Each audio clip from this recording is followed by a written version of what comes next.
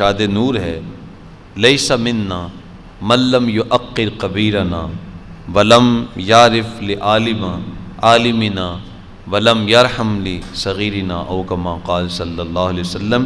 فرمایا جو بندہ ہمارے بڑوں کا احترام نہیں کرتا اور ہمارے علماء کا وقار نہیں پہچانتا اور ہمارے چھوٹوں پہ شفقت نہیں کرتا تو اس کا میرے ساتھ کوئی تعلق نہیں ہے۔ کتنی سخت وعید ارشاد فرمائی حضور نے ادب سکھاتے ہوئے۔ تو اپنے والدین کا ادب، اپنے بڑوں کا احترام اور اپنے اساتذہ کا ادب، اسی طریقہ سے جو بھی محلے میں، ہمارے گاؤں میں اور گزرتے ہوئے راستے سے کوئی بھی ہمیں بزرگ ملتا ہے، بڑی عمر والا، جس کے داڑھی کے بال سفید ہیں، تو اس کا تقاضا ہے کہ اس کا ادب کیا جائے، اس کا احترام کیا جائے اور اس کی تعظیم بجا لائی جائے۔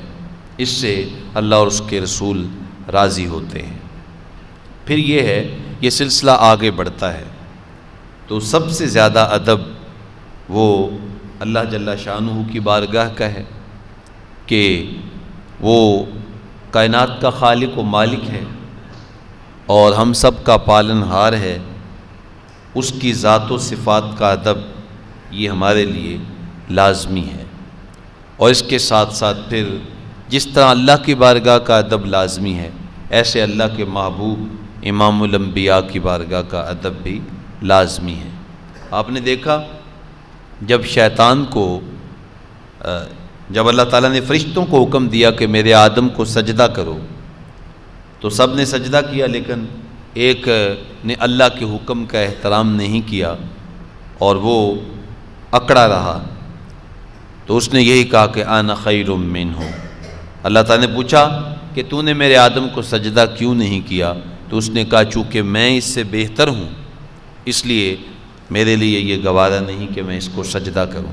یعنی آدم علیہ السلام کے لیے جو اللہ کا حکم تھا سجدے کا، اس حکم کی تعظیم نہیں کی اور اس حکم کو بجا نہیں لایا، تو اللہ نے اس کی عبادتوں کو نہیں دیکھا، اللہ نے اس کی ریاضتوں کو نہیں دیکھا، اللہ نے اس کے علم کو نہیں دیکھا، بلکہ فرمایا فاخرج انک من الصاغرین۔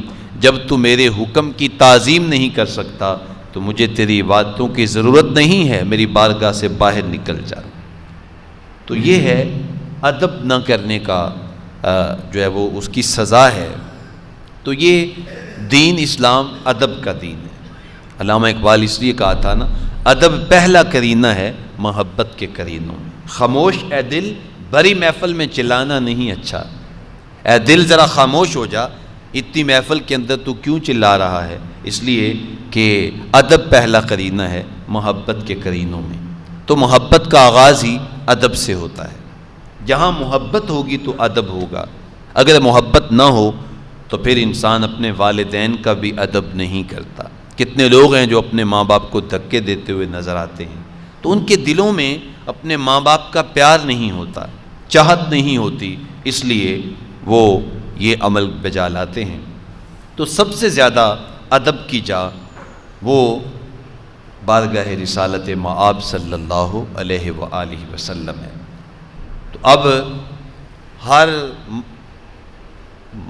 مملکت کے، ہر خانقاہ کے، ہر دفتر کے اور ہر آفس کے اپنے اپنے آداب ہوتے ہیں۔ آپ جائیں ڈی سی آفس تو وہاں داخل ہونے سے قبل آپ کو کہا جائے گا جی ٹیلی فون بند کر لیں، یہ بھی نہ کریں، یہ بھی نہ کریں، ابھی ٹھہر جائیں صاحب، وہ چائے پی رہے ہیں یا کوئی اور مسئلہ ہو۔ تو باہر گارڈ کھڑا ہوتا ہے، وہ ہمیں آداب سکھاتا ہے۔ آپ نے کسی منسٹر سے ملنا ہے تو باہر گارڈ موجود ہوتا ہے، وہ آپ کو آداب سکھاتا ہے۔ آپ نے پرائم منسٹر سے ملنا ہے، چیف منسٹر سے ملنا ہے، تو اس کے بھی آپ کو آداب سکھائے جاتے ہیں کہ جانے سے قبل آپ نے ان چیزوں کا خیال رکھنا ہے۔ تو آداب کون سکھاتے ہیں؟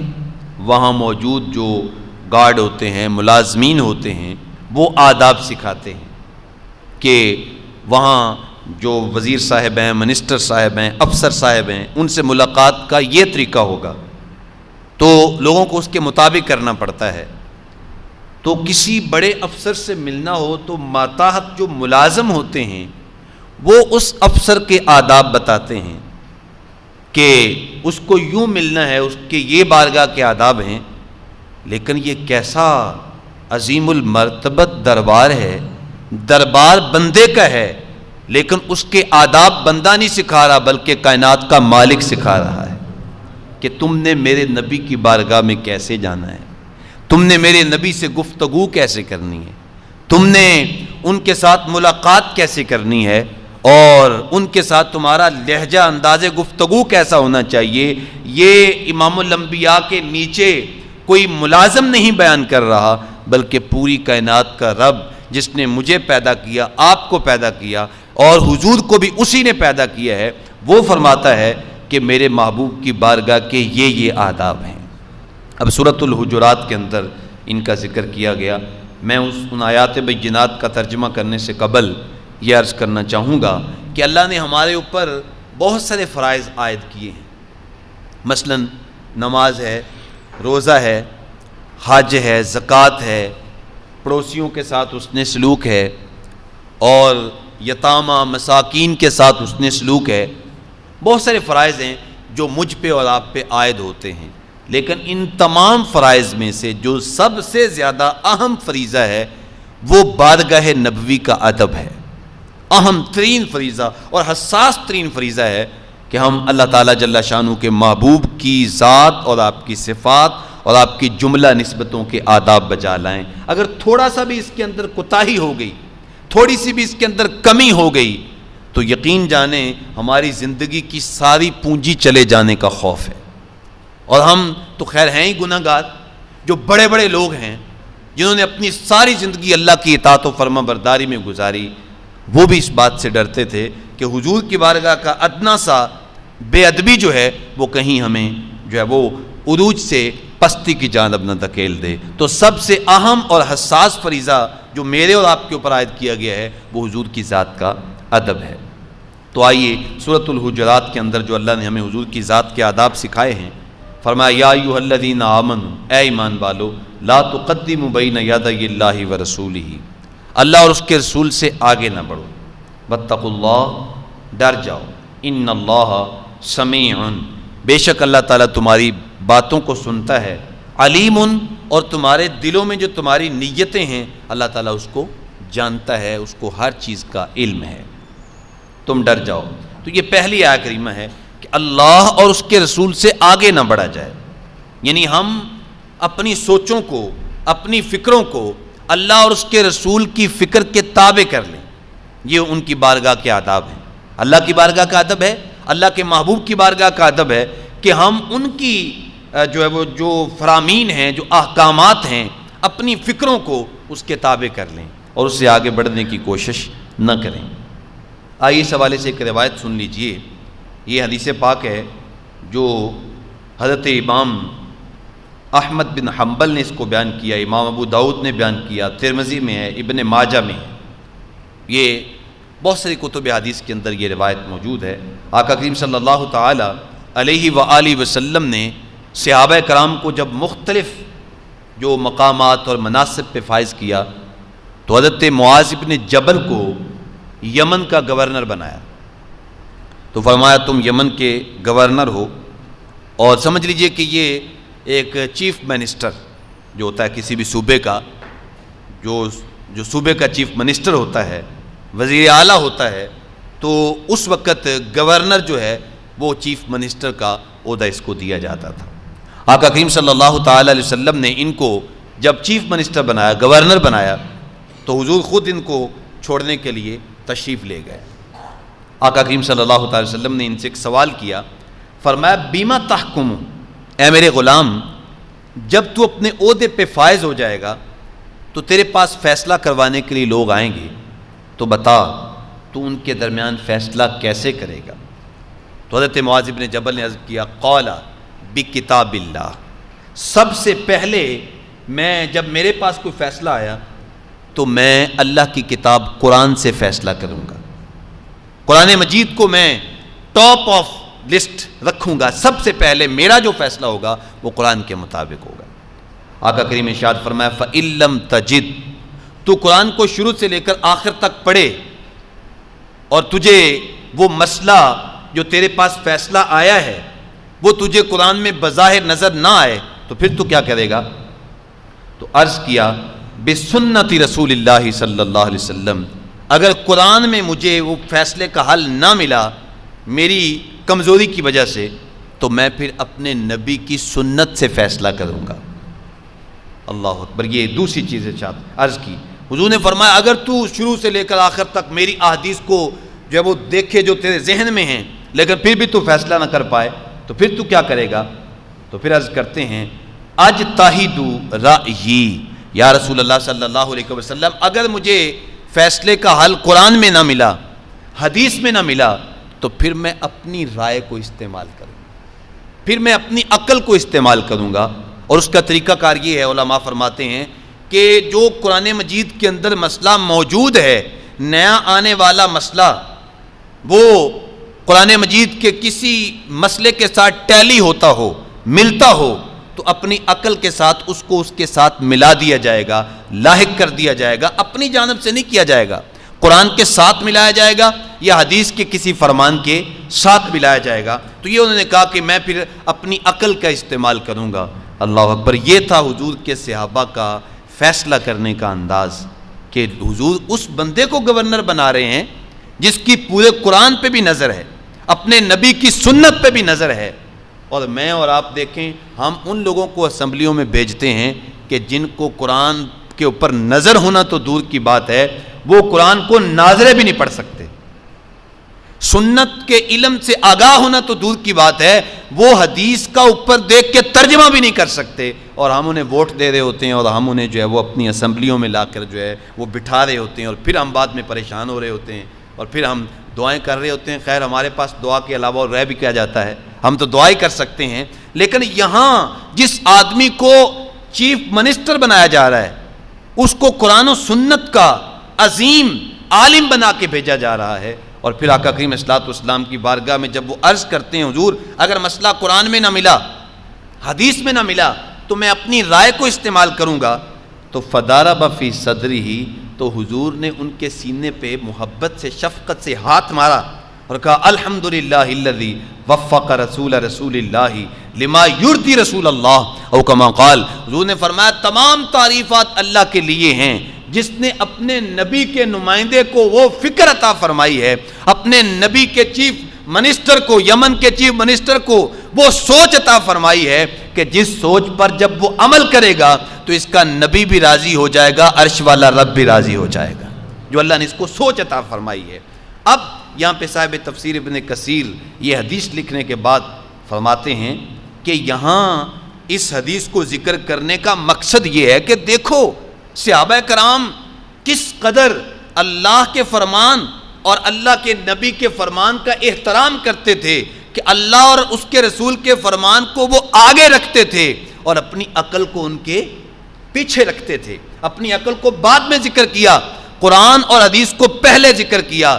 تو ہمیں یہ سبق دے دیا، ہمیں یہ جو ہے وہ ایک سوچ دے دی کہ تمہارا اسلام اور تمہارا دین اور تمہارا ایمان تم سے یہ تقاضا کرتا ہے کہ جب بھی تم کوئی گھر میں فیصلہ کرنے لگو، جب بھی تمہارے پاس کوئی پنچایت آئے، جب بھی تم کوئی معاملہ نپٹانے لگو تو اپنی عقل کو پہلے نہ دیکھو، پہلے اللہ کے فرمان کو دیکھو یا اپنے نبی کی سنت کو دیکھو، پہلے جو وہاں ملتا ہے اس پہ عمل کرو، بعد میں اپنی عقل کا استعمال کرو۔ تو یہ ہے یا ایھا الذین آمنوا لا تقدموا بین یدی اللہ ورسولہ، اے ایمان والو نہ اللہ سے آگے بڑھو یعنی قرآن سے آگے نہ بڑھو، اور اپنے رسول سے بھی آگے نہ بڑھو یعنی نبی کی سنت سے آگے نہ بڑھو۔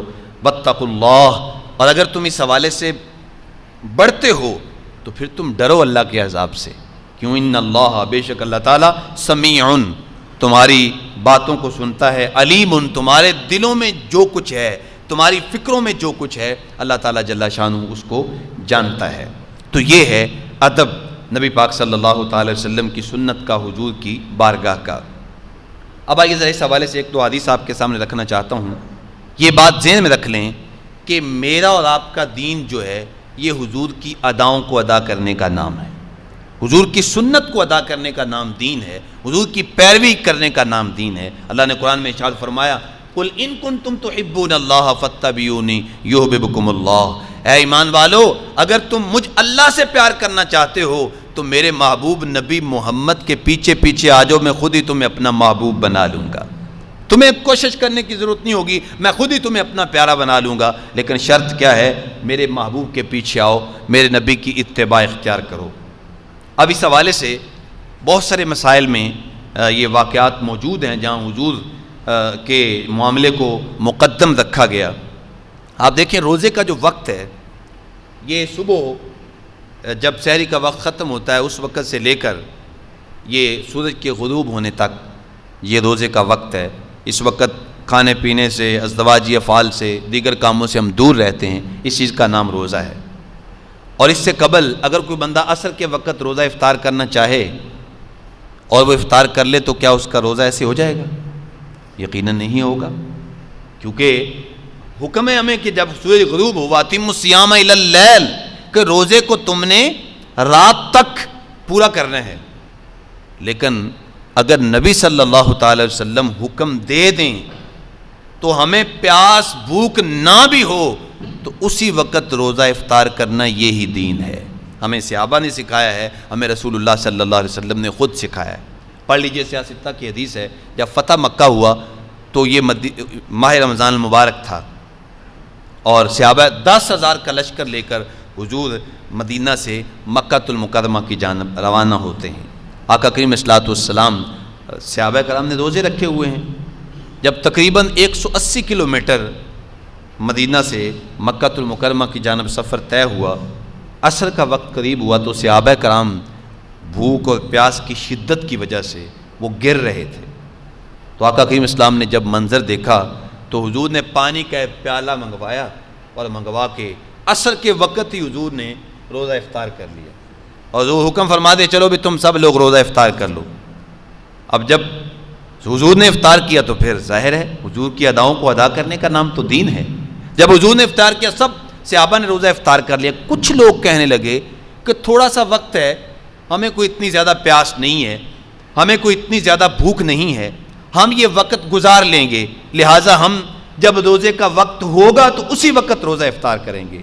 اللہ اکبر! جب یہ بات حضور تک پہنچی تو آقا کریم صلی اللہ تعالی وسلم نے ارشاد فرمایا اولئک العصاۃ، فرمایا اس وقت جب میں نے روزہ افطار کر لیا ہے تو جن لوگوں نے ابھی تک روزہ افطار نہیں کیا، ابھی تک حالانکہ افطاری کا وقت نہیں ہوا لیکن چونکہ میں نے روزہ افطار کر لیا ہے اور وہ کہتے ہیں ہم نے روزہ افطار نہیں کرنا، تو فرمایا سن لو جن لوگوں نے روزہ افطار نہیں کیا وہ میرے بھی نافرمان ہیں، اللہ کے بھی نافرمان ہیں، اللہ کی بارگاہ میں بھی نافرمان لکھے جا چکے ہیں۔ تو معلوم ہوا دین حضور کی اداؤں کو ادا کرنے کا نام ہے۔ حضور نے جس انداز سے جو عمل کیا ہم اس کو اختیار کریں گے، یہ حضور کے افعال اور حضور کے اقوال کا ادب ہے، کیونکہ اللہ نے فرمایا لا تقدموا بین یدی اللہ ورسولہ، اللہ اور اس کے رسول سے آگے نہ بڑھو، واتقوا اللہ، اللہ سے ڈر جاؤ، ان اللہ سمیع علیم، بے شک اللہ تعالیٰ تمہاری باتوں کو سنتا ہے اور تمہاری نیتوں میں جو کچھ ہے اللہ اس کو جانتا ہے۔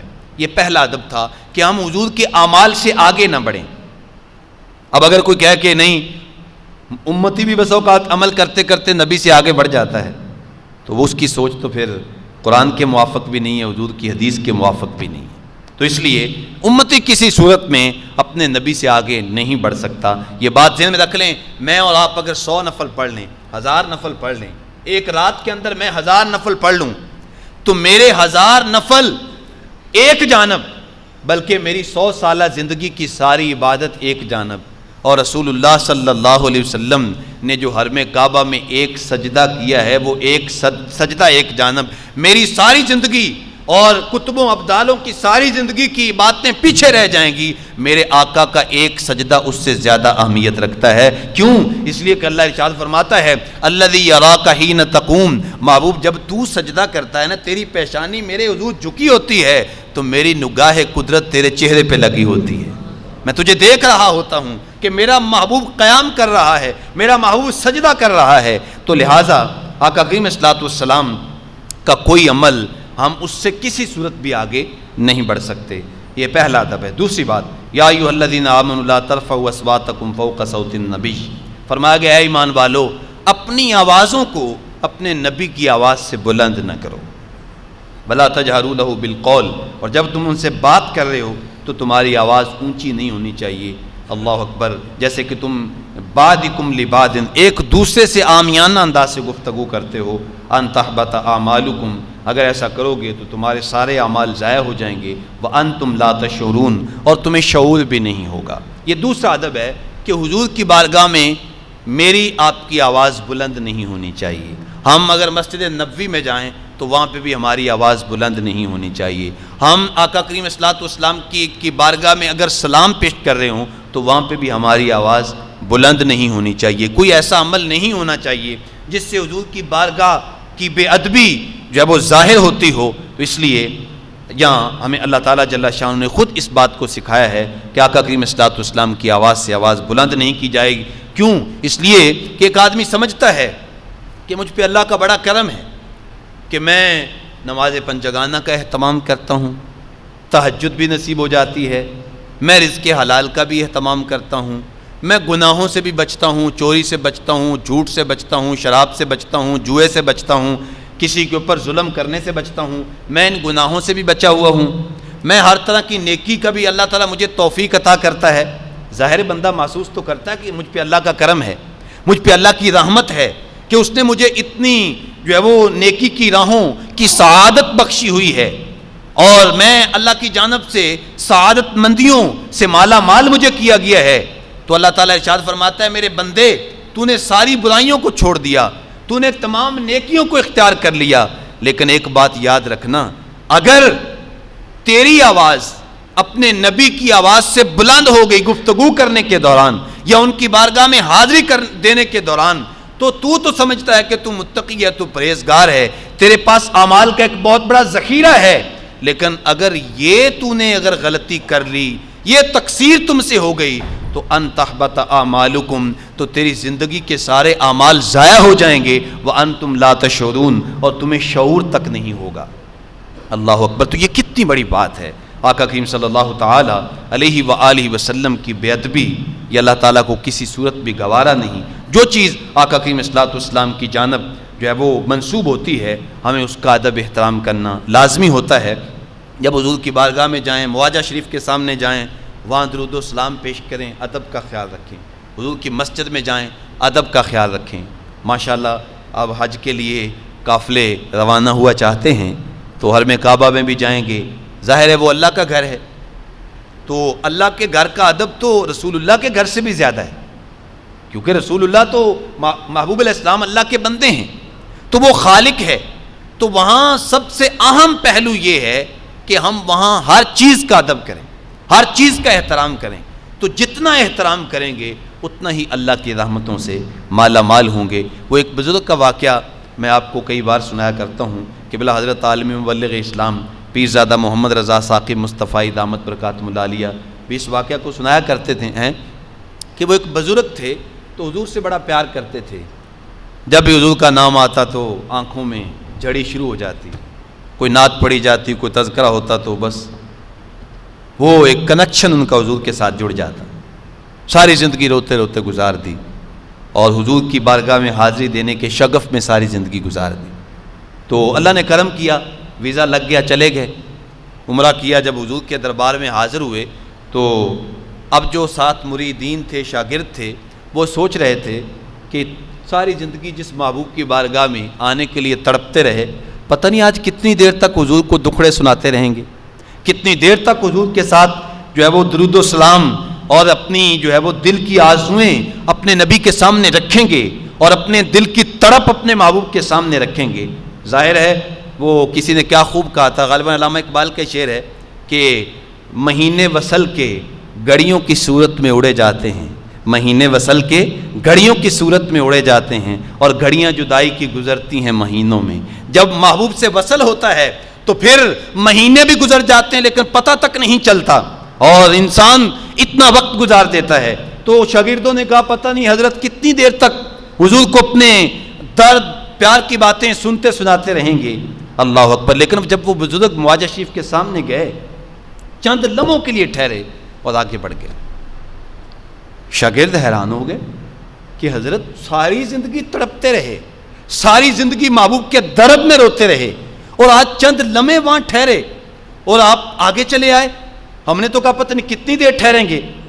تو بزرگ فرمانے لگے بیٹا میں نے سانس روکنے کی مشق کی ہوئی تھی کہ جب میں اپنے محبوب کے دربار پہ جاؤں گا تو میں سانس نہیں لوں گا، تو میں وہاں سانس روک کے کھڑا ہو گیا، جتنی دیر تک میری سانس رکی رہی میں بھی رکا رہا، اور جیسے میری سانس ختم ہوگی میں آگے بڑھ گیا، اس لیے کہ یہ محبوب کی بارگاہ اتنی ادب والی بارگاہ ہے، یہاں تو سانس لینا بھی بے ادبی شمار ہوتا ہے۔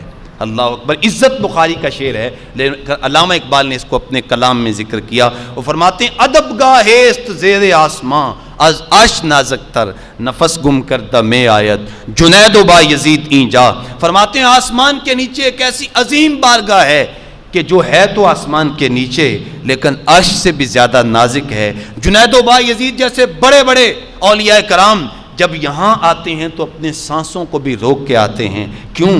لے سانس بھی آہستہ کے دربار نبی ہے، یہ نبی کا دربار ہے، یہ شاہوں کا دربار نہیں ہے۔ اللہ اکبر۔ اور صحابہ کرام نے جس انداز سے حضور کا ادب کیا، میں آخری روایت آپ کے سامنے اگر یہ نہ رکھوں گا تو میری گفتگو مکمل نہیں ہوگی۔ جب جو صلح حدیبیہ ہوئی 6 ہجری میں کہ حضرت سیدنا عثمان غنی رضی اللہ تعالیٰ عنہ مسلمانوں کے نمائندے کے طور پہ تشریف لے گئے، مذاکرات ہوئے اور قریش مکہ کے نمائندے حضور کی بارگاہ میں آئے۔ عروہ بن مسعود ثقفی یہ قریش مکہ کا نمائندہ بن کے حضور سے بات چیت کرنے کے لیے آیا کہ آپ ہم جو ہے وہ لڑائی نہ کریں، اس دفعہ ہم آپ کو عمرہ بھی نہیں کرنے دیں گے، لیکن یہ ہے کہ ہم صلح کر لیں جیسے بھی ہوتی ہے صلح۔ پھر صلح ہوگی 10 سال کے لیے، لیکن جب اس نے جو منظر دیکھا وہاں پہ حدیبیہ کے مقام پہ، 1500 صحابہ کرام اس وقت حضور کے ساتھ تھے، جن میں حضرت سیدنا ابوبکر صدیق، حضرت سیدنا عثمان غنی، حضرت عمر فاروق، مولا کائنات، یہ بڑے بڑے صحابہ کرام، اور 1500 ظاہر تعداد تھی ایک، اس کے اندر سارے لوگ شامل تھے، تو یہ 1500 صحابہ کرام حضور کی بارگاہ میں موجود تھے۔ اب عروہ بن مسعود ثقفی نے جو منظر دیکھا تھا، یہ منظر جا کے اس نے اپنے جو اس کے رفقا تھے قریش مکہ تھے ان کو جا کے اس نے بیان کیا۔ بخاری شریف کی روایت ہے، وہ جا کے کہنے لگے واللہ لقد وفدت علی الملوک وفدت علی کسری وقیصر والنجاشی واللہ ان رأیت مالکا قط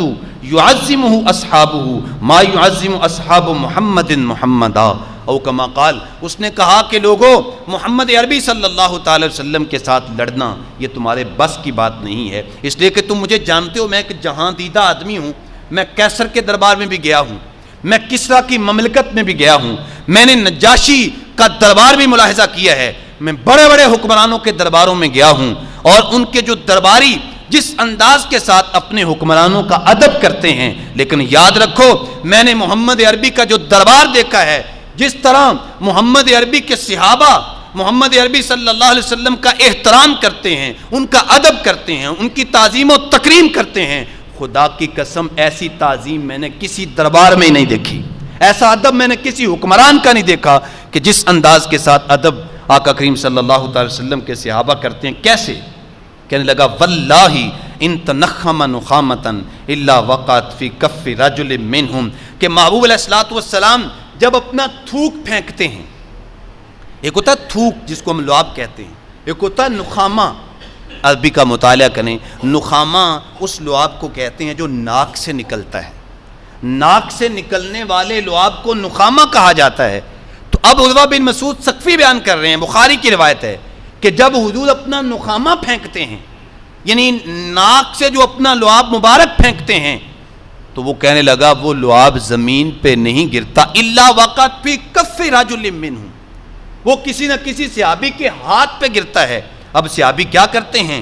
فدالک بہا، پہلے اس کو اپنے ہاتھوں پہ ملتے ہیں، پھر اس کو اپنے چہرے پہ مل لیتے ہیں، اور پھر اس کو اپنے سارے جسم پہ مل لیتے ہیں، اور اس انداز کے ساتھ وہ اپنے نبی کے لعاب کی تعظیم کرتے ہیں۔ تو جو صحابہ اپنے نبی کے لعاب کی اتنی تعظیم کرتے ہیں، وہ اپنے نبی کی ذات کی کتنی تعظیم کرتے ہوں گے، اس محبوب کے دربار کی کتنی تعظیم کرتے ہوں گے۔ اللہ اکبر۔ یہ صحابہ کرام کا ادب ہے، اور آپ محبوب علیہ السلام کی عظمت سن رہے ہیں، محبت سے ایک مرتبہ سبحان اللہ کہہ دیں، آپ اتنے خاموش بیٹھے.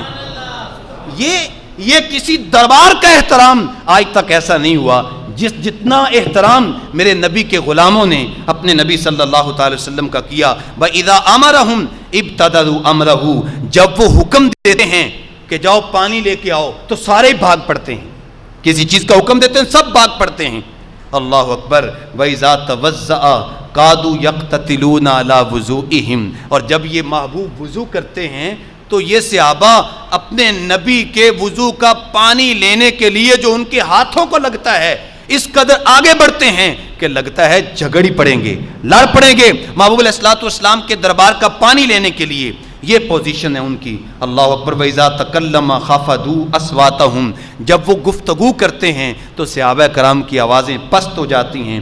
اللہ اکبر. اللہ، کتنا یہ عظیم منظر ہے. وہ کہتے ہیں کہ اتنا ادب میں نے کسی دربار میں نہیں دیکھا جتنا ادب محمد عربی صلی اللہ تعالی وسلم کے صحابہ حضور کا کرتے ہیں. اللہ اکبر. وجہ یہ ہے کہ کائنات میں حضور جیسا کوئی محبوب بھی تو نہیں ہے نا.